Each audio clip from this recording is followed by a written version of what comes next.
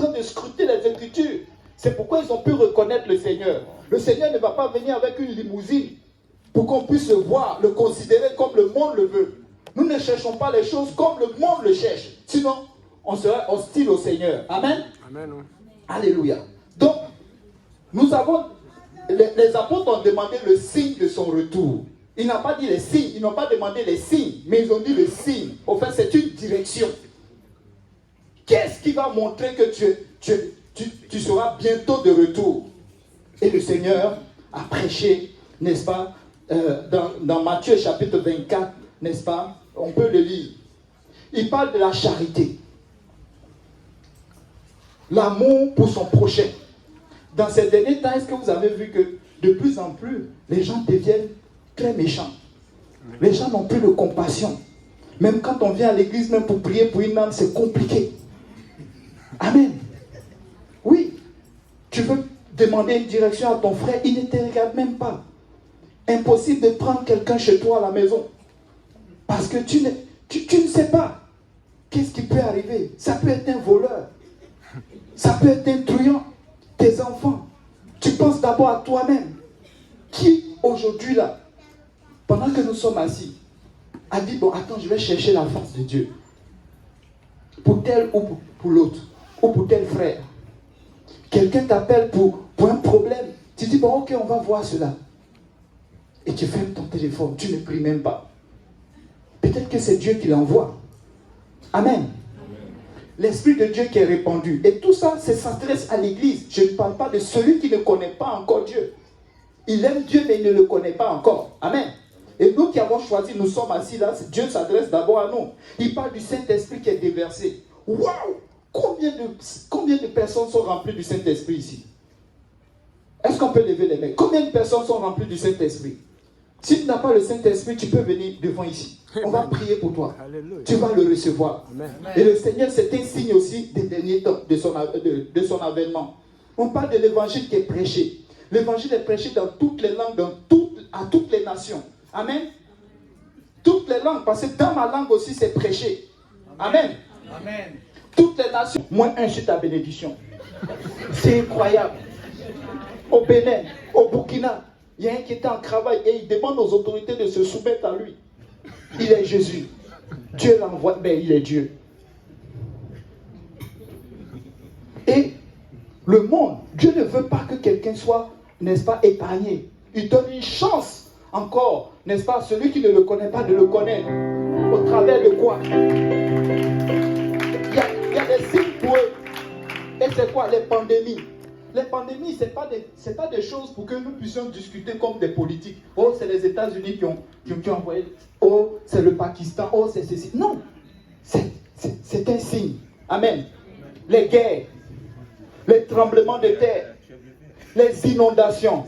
Oh, que c'est nombreux. Il y a eu quelques années, c'était rare d'attendre les inondations.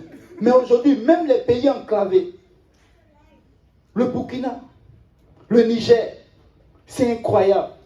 Ils sont inondés. Une petite pluie et puis c'est fini. Mais c'est un signe. C'est un signe. Des famines. Mais Dieu ne laisse personne. Aujourd'hui, la parole de Dieu que je veux annoncer aux jeunes, c'est quoi? Dans Ecclésiaste chapitre 12, verset 1 à 3. Jeune, réjouis-toi de ton jeune âge. Et que ton cœur te rende content au jour de ta jeunesse, et marche comme ton cœur te mène, et selon le regard de tes yeux. Mais sache que pour toutes ces choses, Dieu te fera venir en jugement. Bannis le chagrin de ton cœur, éloigne-toi des maux de la chair, car le jeune âge et l'adolescence ne sont que vanité. Tu es jeune. Amen.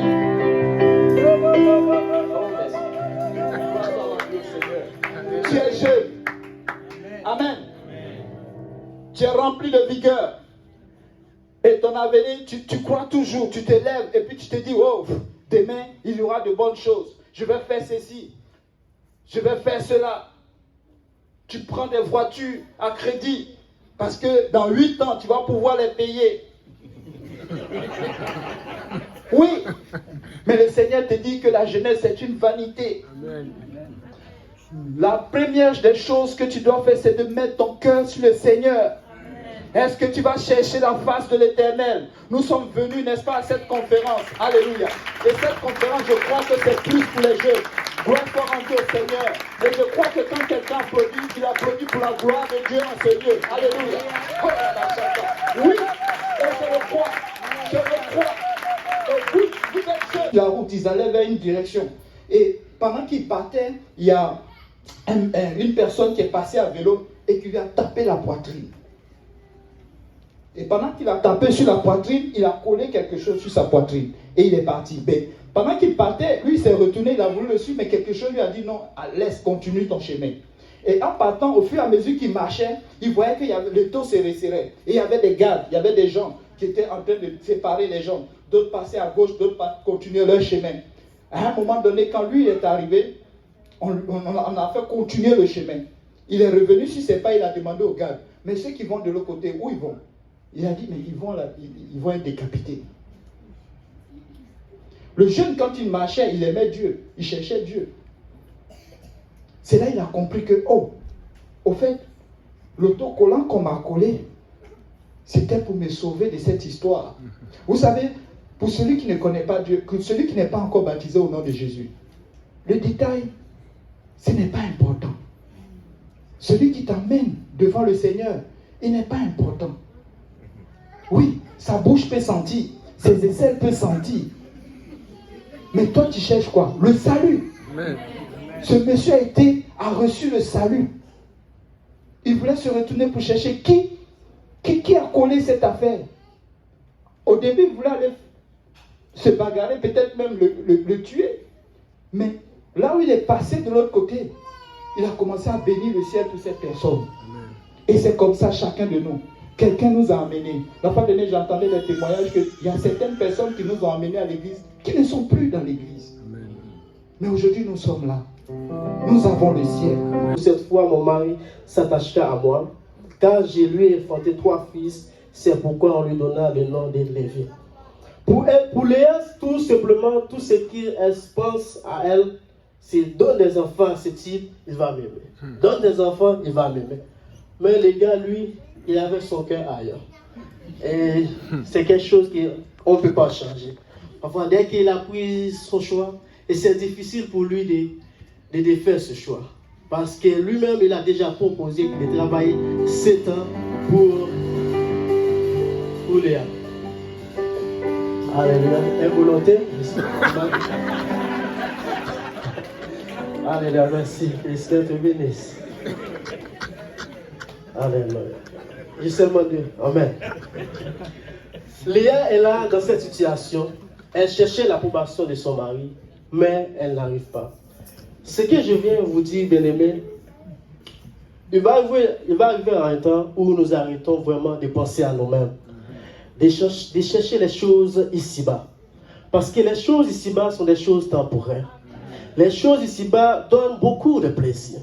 Et vous pouvez voir les gens qui sont dans le bar, ils dansent, ils pensent que c'est la joie. Une fois partis là, des fois ils sont partis avec des morceaux de tête, pleurent, avec beaucoup de bagarres. Mais ce sont des joies temporaires. C'est cette chose temporaire. Amen. Il est temps que l'Église commence à chercher vraiment le royaume de Dieu. Amen. Il est temps que nous commençons à focaliser nous sur Dieu. Amen. Alléluia. Léa se dit dans verset 35, et elle devint encore enceinte et enfanta un fils. Et elle dit, Amen. Toujours pour servir Dieu, ça prend ta décision. Amen. Et ton père ne peut pas t'aider, ne peut pas te servir Dieu à ta place. Amen. Et ta mère ne peut pas servir Dieu à ta place. Amen. Et ton père ne peut pas adorer Dieu à ta place. Amen. Et tout ce que tu vas faire, ça va prendre ta décision. Amen. Alléluia. Je me demande, est-ce qu'il y a quelqu'un ici qui va prendre cette décision, qui va dire que cette fois, je vais louer le Seigneur. Amen. Amen. Elle dit, cette fois, je vais louer l'Éternel. C'est pourquoi elle lui donna le nom de Juda et elle cessa d'enfanter. Amen. Malgré l'humiliation, elle se dit, waouh, j'ai essayé beaucoup de choses, ça n'a pas marché. Mais je vais arrêter de chercher l'attention de l'homme. Je vais arrêter de chercher l'approbation de l'homme. Amen. Si je commence simplement à l'adorer, Et si je commence simplement à l'exalter, si je commence simplement à lui dire merci pour tout ce qu'il a fait, amen. Alléluia. Peut-être que je n'ai pas ce dont j'ai besoin, amen, mais je le loue quand même, amen. Je n'ai pas tout ce dont j'ai besoin, amen, mais je le loue quand même. Alléluia. Alléluia, de bâtir la maison de notre Seigneur et Sauveur Jésus-Christ. Alléluia. Il n'y a personne d'autre, alléluia, à qui il revient de bâtir sa maison. Il n'y a personne d'autre à qui il revient, alléluia, d'annoncer l'évangile dans les rues. C'est au peuple de Dieu d'annoncer l'évangile afin que le monde soit sauvé. Alléluia. Quand on voit quand on voit d'autres dénominations dehors, alléluia, moi souvent je me pose des questions, mais attends, ils sont vraiment là, souvent plus zélés que nous là. Mais pourtant ils n'ont même pas la vérité, alléluia. Peuple de Dieu, c'est à nous qui revient d'annoncer fièrement, alléluia, toute la vérité, afin que le monde soit sauvé, alléluia. D'autres personnes ne peuvent pas se mettre en bordure de route et puis annoncer la parole. Et puis, on voit certaines personnes souvent qui les suivent et tu dis, oh Seigneur, il va s'embarquer dans quoi? Il n'est même pas dans la vérité là-bas.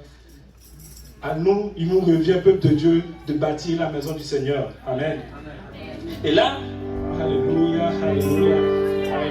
Merci Papa Richard, Seigneur de bénisse. Alléluia. Et là, alors que ils ont refusé l'offre, ces peuples aux alentours leur voient maintenant leur véritable intention. Ils décident en réalité de porter préjudice au peuple d'Israël en manigançant pour que les travaux s'arrêtent. Et dans Ezra chapitre 4, on voit en fait en ce moment-là, le peuple de Dieu arrête les travaux à cause de la persécution. Et ils arrêtent les travaux, la Bible nous dit qu'ils arrêtent les travaux pendant environ 15 ans. Alléluia. Mais peuple de Dieu, est-ce que la persécution est vraiment censée nous faire arrêter l'œuvre de Dieu pendant 15 ans? Alléluia. Cela n'est pas la volonté du Seigneur.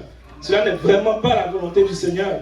Mais eux autres, face à la persécution, ils se sont dit, bon, attendez un peu, peut-être que ce n'est pas vraiment le temps.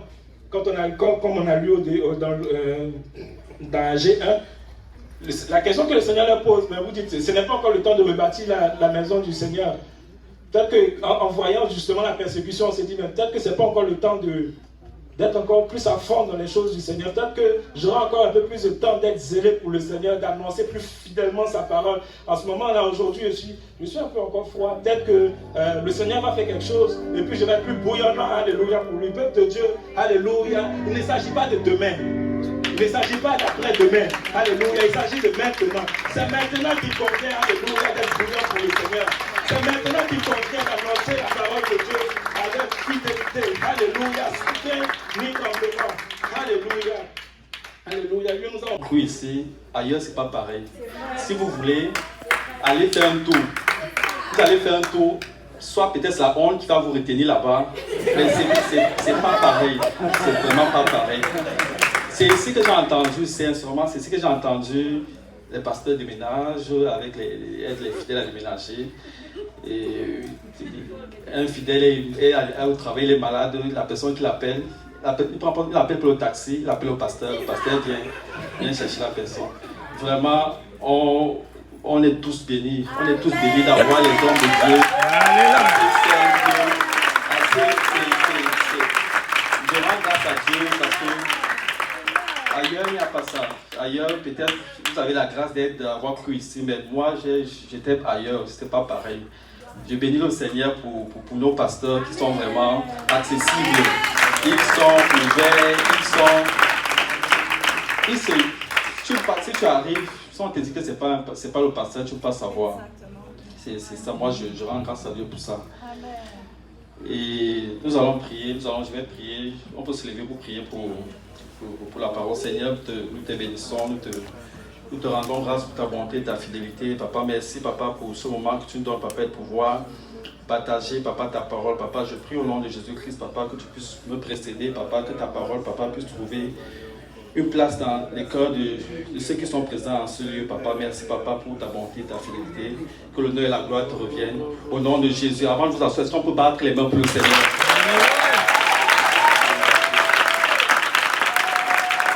Du mariage. Elle a prié pendant. Elle a prié. Et Dieu lui a donné un signe. Dieu a dit, tu vas à l'église le dimanche, va à l'église prier très tôt le matin. La première personne qui va entrer, le frère qui va entrer, c'est ton mari. La meilleure. Le frère est entré. C'était qui? Le frère était un frère d'église, il était infime. Mais quand elle a vu, elle a commencé à dire non Seigneur, pas ça. Le frère, il est arrivé, il suivait, mais il ne comprenait pas pourquoi est-ce que la fille était en train de dire non. Est-ce que la motivation de son cœur était vouloir la volonté de Dieu? Parfois on va prier, mais on a déjà comme quelque chose d'arrêté dans notre cœur qui n'est pas de Dieu. Qui n'est pas de Dieu. Servons Dieu tout simplement. Servons Dieu et attendons-nous à ce que Dieu va nous donner et rendre grâce à Dieu par rapport à ça. Ça ne peut ne pas être selon ta pensée, ce que tu avais visualisé. Mais Dieu connaît ce qui est le meilleur pour toi. Dieu connaît ce qui est le meilleur pour toi. Fais le service de Dieu. Occupe-toi de quelqu'un. Occupe-toi des âmes. Les âmes vont arriver. Occupe-toi de quelqu'un. Et Dieu va faire des grandes choses avec toi. Dieu va te bénir au moment opportun. Ne prions pas nos prières égoïstes chaque jour. Ça ne porte pas trop de fruits. Dieu dit cherchez premièrement le royaume des cieux. Mettons les choses de Dieu en premier. Et le reste viendra. La sentinelle. Et il dit que le groupe qui était parti, ceux qui espéraient arriver au Canada et être assis, tu es assis, et être de ce que tu jouis, peut-être que tu ne considères pas, que parfois tu dévalorises entre tes mains. Il dit, pendant qu'il dormait dans la forêt, parce qu'il traverse 13 pays, puis il traverse la forêt, il dit, pendant qu'il dormait dans la forêt, un lion a surgi de nulle part et a attrapé quelqu'un. Il est reparti avec la personne.